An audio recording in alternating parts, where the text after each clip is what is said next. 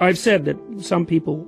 will tell you that the purpose of life is to be happy, and those people are idiots, and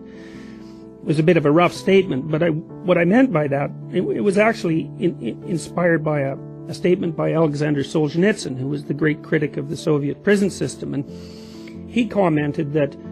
happiness is something that's done in by the first harsh blow that reality deals you, and I believe this to be the case. There are many circumstances in life where happiness is not only the wrong response, but also where the expectation of happiness as a response will put you, the person attempting to be happy, in absolutely the wrong psychological state to be prepared for what must be done.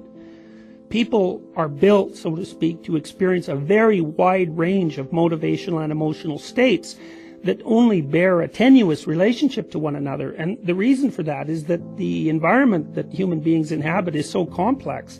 that our adaptation depends on a variety of very finely differentiated responses. And so there is a time to be compassionate, and there's a time to be aggressive, and there's a time to be in pain, and there's a time to be anxious, and there's a time to be joyous, and a time to be satisfied. And the healthy and well-adapted person has a very wide range of finely differentiated responses, which cannot be boiled down to a single dimension, say happiness versus unhappiness. Life is not that simple, and if it was, we'd only have one emotional system. Making happiness the focal point of your life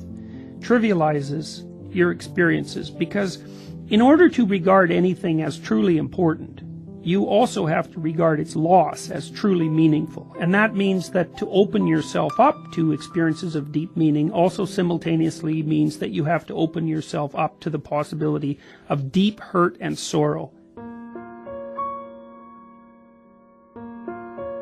And you do that anytime, for example, that you make a relationship profound. You put your emotions on the line, and that has to be real, or the relationship can't be real. And to hope that that sort of risk could be obliterated by the indulgence in a simplistic form of happiness is to shrink, I think, in cowardice from the demands that real human existence place on people.